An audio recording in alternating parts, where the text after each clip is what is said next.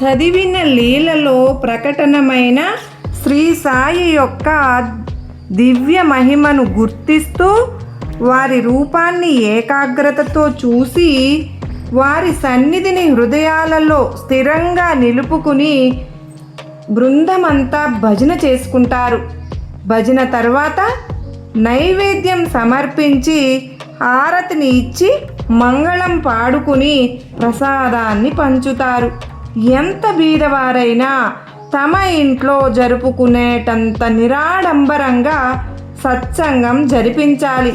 సత్సంగం రాను రాను మనలో బాబా ప్రేమను పెంచుతుంది. బాబా వారి పట్ల ప్రేమను అత్యధికంగా పెంచుకుని సత్సంగాన్ని మనం అందరం కూడా చేసుకుందాం, అందరితో చేయిద్దాం. బాబా కుటుంబాన్ని శాఖోపశాఖలుగా వర్ధిల్లేలా చేసుకుందాం. సాయినాథుని సన్నిధిలో ఉండడం కోసమే కదండి మనం ఇలా కూడా చేసుకుంటూ ఉన్నాం. ఇది కూడా బాబావారి స్మరణలో ఉండడానికి భాగంగా మాత్రమే నేను మోస్ట్గా నా ధ్యేయం ఇదే. సాయినాథుని సన్నిధిలో మనందరం ఉండాలి అని నా ప్రార్థన.